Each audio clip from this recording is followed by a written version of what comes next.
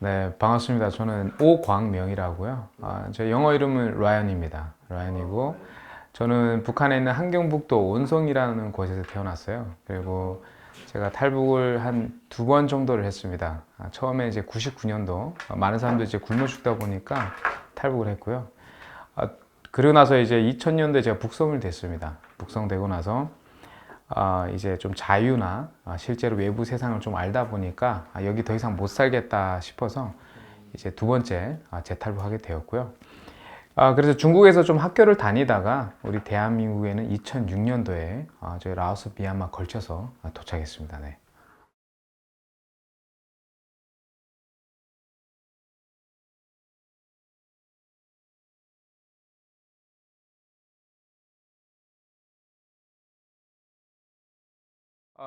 처음에 왔을 때는 정말 힘든 게 너무 많았습니다. 그 중에 첫 번째가 뭐냐면 언어였어요, 언어. 왜냐하면 제가 이제 한국 오기 전에 중국에서 아무래도 좀 오랫동안 학교 다니다 보니까 또 중국인들밖에 없었어요. 그때 당시에는 한족 학교 다녔는데 제가 한국어를 너무 못했어요. 그래서 대한민국 처음에 도착했는데 그리고 중국에 있을 때마다 제가 성적이 되게 좋았어요. 항상 만점을 받다가 근데 한국에 왔는데 이제 언어가 안 통하니까 이제 수업이 재미없는 거예요. 성적도 안 좋고 해서.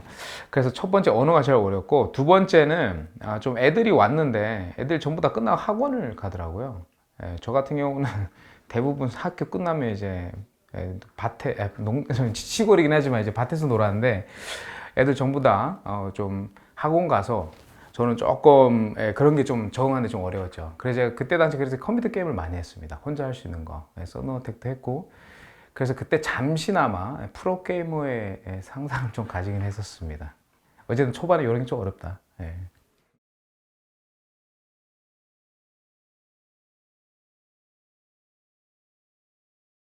구체적으로 어렵다는 거는 제가 한국어를 너무 못하고 첫 번째는 왜냐하면 제가 그때 당시에 중국어밖에 거의 제일 외국어가 중국어였습니다. 제일 언어가 중국어였고 한국어도 이제 심지어 이제 북한말인 거죠. 위에서 있기 때문에 그리고 어느 정도 수준밖에 못했냐면 짜다 맵다 이 정도만 할 수 있었고 대부분 일상 대화는 전부 다 중국어로 이루어졌습니다. 그 제 입장에서는 솔직히 너무 낯선 곳이었죠.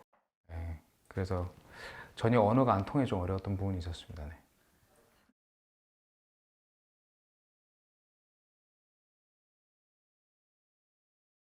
이제 북한에 있을 때는 북한어를 배우다가 이제 제가 마지막에 이제 2002년도에 재탈북을 했거든요. 그리고 이제 중국에서 3년 반 정도의 이제 학교를 다니면서 이제 3년 반 동안 그러니까 그러니까 우리나라 지금 조선말이죠. 조선말을 아예 안 쓰다 보니까 거의 다 까먹었습니다. 그때 당시에는.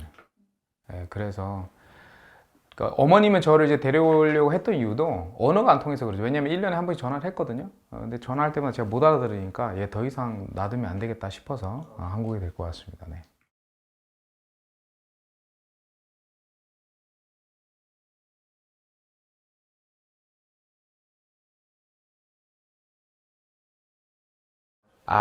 제가 아까 게임을 했댔잖아요. 우리 대한민국 게임은 참 좋아요.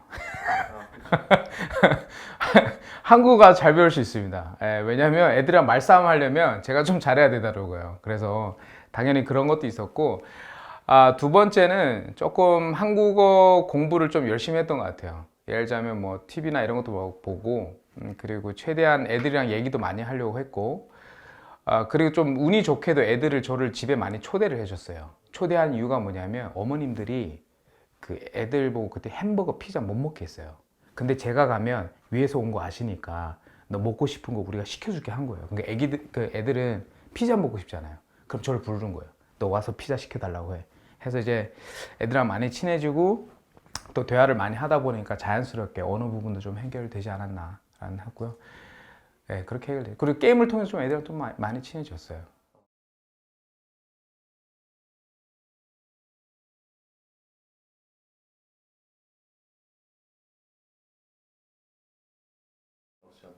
너무 좋은 질문이네요. 네. 실제로 있었어요. 왜냐면 제가 학교에 갔는데 애들이 저를 되게 무서워했어요. 왜 무서워했냐면, 그 머리 아시죠? 머리. 근데 제 반에 있는 애가 너무 똑똑한 거예요. 그래서 저는, 너 대가리가 너무 똑똑하다라고 얘기했어요. 근데 우리 위에서는 머리란 말을 잘 안 써요. 그러니까 대가리라고 해요. 근데 한국은 이제 생선, 그러니까 소머리, 다 뭐이라고 하죠, 짐승도.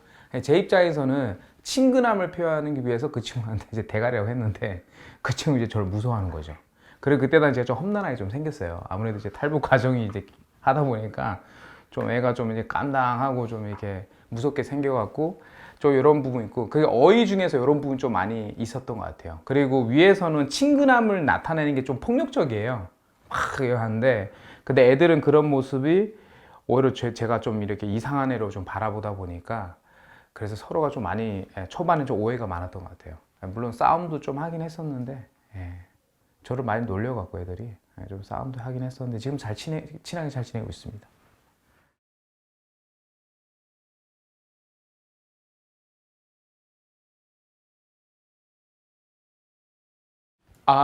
원래는 대한민국에서는 도움을 줘요. 왜냐하면 우리 대한민국 도착하면 원래 국정원 조사를 먼저 받는데, 국정원 조사 대부분 안 받아보실 테지만 되게 무서워요. 그러고 나서 이제 하나원이라는 곳이 있어요. 하나원 곳이 뭐냐면 탈북민들을 이제 대한민국 사회에 나오기 전에 교육을 시켜주는 거예요. 예를 들자면 뭐 교통카드 어떻게 만들고, 은행카드 어떻게 만들고, 컴퓨터 타자는 어떻게 치니, 뭐 이런 교육을 해요. 근데 저 같은 경우는 어머님이 한국에 미리 와 계셨기 때문에 원래 그 코스가 한 3개월에서 6개월이거든요. 저는 3일 만에 나왔습니다. 가족이 있으면 또 일찍 내보내요. 그래서 저는 그런 교육을 받지는 못했어요. 그럼에도 불구하고 초반에는 뭔가 이제 국가로부터 이제 돈적인 지원도 주고요. 그리고 뭔가 뭐 상담, 이런 교육도 좀 주긴 합니다. 그러니까 그런 일반 센터에서. 근데 그거는 단순히 탈북민뿐만 아니라 그냥 일반 그 임대 아파트에 사시는 친구들한테는 그런 복지 차원에서 이제 무료로 이제 교육해주고 그런 건 있었어요.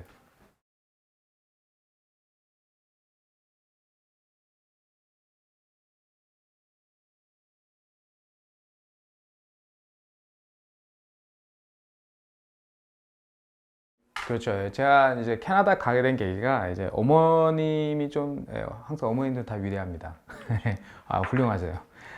왜냐면 제가 어머님은 저를 데리고 왔을 때 되게 기대를 많이 했어요. 왜냐면 그러니까 타국에서 공부도 잘하고 하니까 얘가 한국 와서도 좀 훌륭한 친구 되길 바랬는데, 제가 도착하자마자 몇 개월 뒤에 어머니한테 얘기했어요. 내가 프로게이머 꿈이라고. 어머니 듣자마자 이제 뭐 하자는 거지 얘가?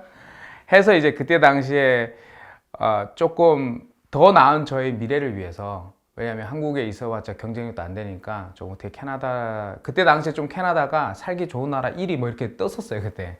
그래서 미국은 치안 때문에 어머니 좀 고민하시다가 그냥 우리 캐나다 가서 공부를 좀 시키자라고 그렇게 해서 갔어요. 그래서 거기 가게 됐는데, 캐나다는 저한테는 정말 많이 어려웠어요. 왜냐하면 어려웠던 이유 중에 하나가, 첫 번째는 언어도 있긴 하겠지만 제가 동생이랑 어머니랑 같이 갔어요. 근데 제가 가장이잖아요. 근데 어머니도 영어를 못하고, 그때 동시에 동생이 저랑 띠동갑이라서 애기였어요, 애기.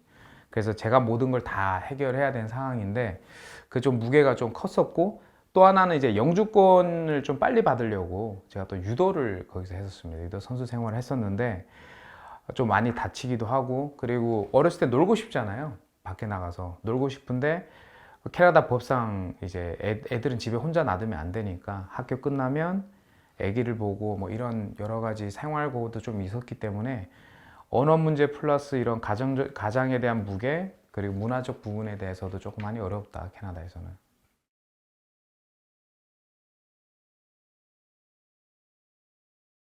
왜냐하면 이제 아시겠지만 어머님이 이제 혼자서, 여성이 혼자서 아들 2명을 이제 캐나다에 갔잖아요. 그러면 솔직히 어머니도 처음이잖아요. 그나마 제가 조금 학교도 가니까 영어도 어느 정도 되니까, 그리고 그때 당시부터 저는 뭔가 이제 두 분을 제가 좀 책임을 져야 되겠다라는 생각을 좀 마음속으로 계속 가지고 있었어요. 그래서 거기서 알바도 열심히 하고, 제가 맥도날드 야채 알바 되게 많이 했어요. 그리고 그 캐나다 가면 그 지붕 위에 고무 알죠? 그 고무를 이제 정기적으로 바꿔줘야 되거든요. 그런 작업도 되게 어려운 작업도 많이 했었는데, 어쨌든 제가 맞이기도 하고 첫째 아들이기도 하고 하니까 책임져야 되겠다라는 그런 스트레스를 좀 많이 받았어요, 어렸을 때. 그래, 육체적으로도 너무 힘들었고, 그게 아마 제가 캐나다에서 좀 가장 힘들었지 않았나 라는 생각을 하고 있어요.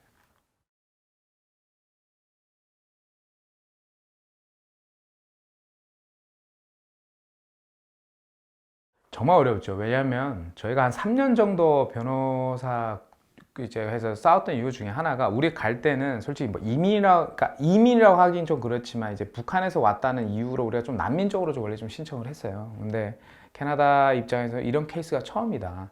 북한에서 직접 온 사람도 있는데 한국에 도착하자마자 한국 시민권을 받고 나서 온 사람은 처음이다. 하지만 우리는 여기서 살고 싶다라고 얘기를 했거든요. 근데 캐나다는 없던 케이스이기 때문에 바로 우리를 내쫓을 수는 없었던 상황이었어요. 그래서 그 과정에 이제 뭐 변호사 선임하고 이제 3년 정도를 이제 그렇게 티격태격 했고, 그 제가 유도를 하게 된 계기도 최대한 왜냐면 또 스포츠가 좀 빨라요. 그래서 최대한 뭔가 도움이 되고자 제가 그렇다 해서 뭐 유도를 해본 적은 없는데 그때 이제 했는데 다행히도 성적이 좋아서 뭐 이렇게 올림픽 선수까지 준비하고 있었어요 그때 당시에. 어쨌든 어쨌든 그렇게 해서 갔습니다. 그래서 어려웠는데 어쨌든 3년 동안 지나서 최종 판결은 이제 있으면 안 된다라고 해서 이제 왔다라고 보시면 될 것 같아요.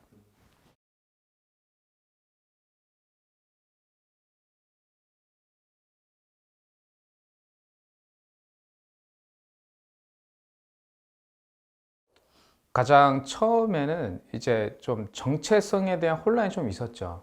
그리고 더 중요한 거는 왜냐면 제 삶에 있어서 그 북송이라는 게 한 번 있었잖아요. 그리고 그때 제 스스로 저도 모르게 생겼던 게 하나가 뭐냐면 생존이라는 키워드가 저에게 되게 중요했어요.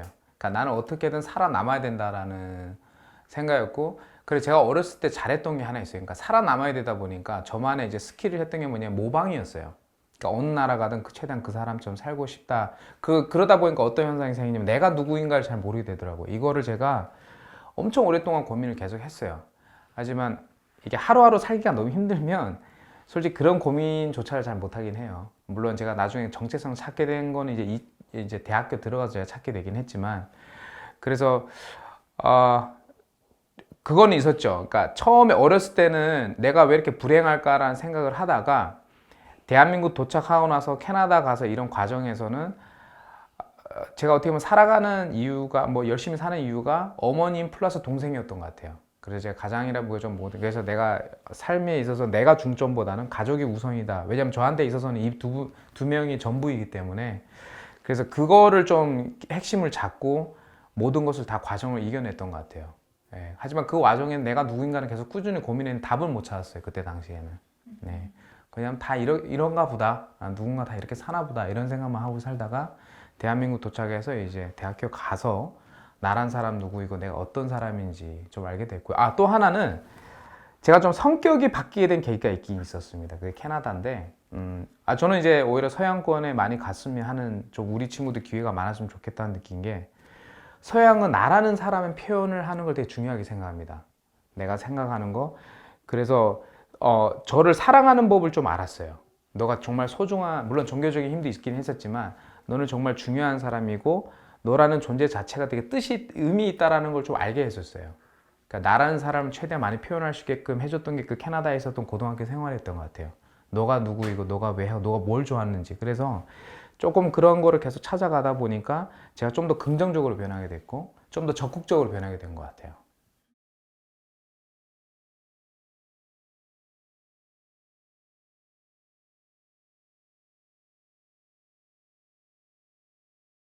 북성은 일단 자고 있는데 새벽에 공안이 와서 그냥 우리 끌고 갔어요. 왜냐면 누군가가 신고를 했대요. 저희가 중국에 있을 때 어떤 한족 마을에 있었는데 누군가가 이제 신고를 해갖고 저희가 이제 북송이 된 거죠. 북송이 됐는데 그 안에 있는 상황은 참 열악 많이 합니다. 네, 좀 제가 그때 들어갈 때 나이가 2000년대에 제가 잡혔었거든요. 2000년대에 잡혔는데 8, 9살이었는데 그 어른들이랑 같이 들어가 있었어요. 그리고 남성이랑 여성을 같이 가둬놨어요. 그리고 거기 화장실이 없습니다. 화장실이 없고 화장실을 안 보내고 막 말도 안 되는 열악한 상황이었죠. 거기서 좀 생존하다 보니까 좀 어떻게 생존력이 좀 많이 강했던 것 같아요.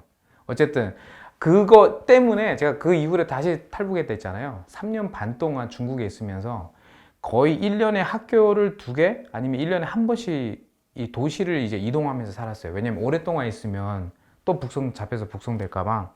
그래서 1년마다 계속 제가 지역을 돌아다니면서 살았습니다. 네.